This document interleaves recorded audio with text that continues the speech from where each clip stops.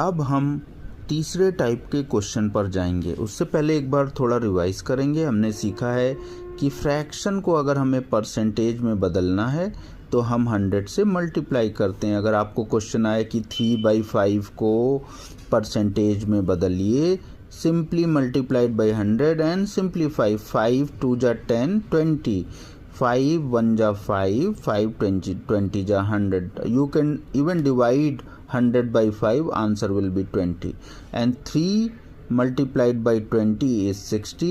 So when we simplified it, answer comes 60%. इसका मतलब है कि जब हमें फ्रैक्शन को, किसी भी फ्रैक्शन को परसेंटेज में बदलना है, 100 से मल्टीप्लाई करना है।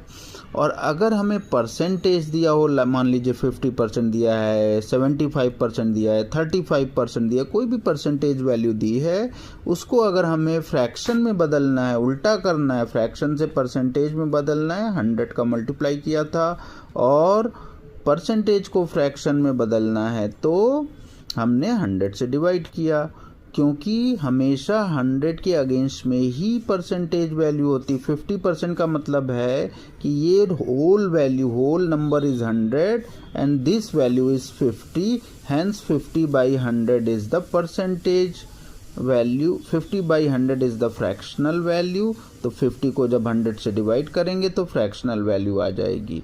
Percentage value is 50% because 50 is against 100। अगर टोटल वैल्यू 100 है और उसके अगेंस्ट में हमें इतनी वैल्यू 50 है तो ये 50% है।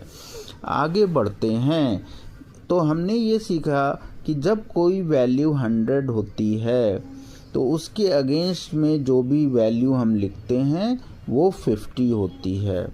अभी क्या होता है कि ये मान लीजिए होल वैल्यू, किसी चीज़ की होल वैल्यू y है। यहाँ पर हमने एक रेक्टेंगल बनाया है। It can be circle, circle can be hole, it can be a drum और tank like this. So will say कि this entire circular area is 100. Let's say this complete area we can say y. This total area is y. Here we can say the tank, the entire tank if filled with water or oil or anything, this entire value is y.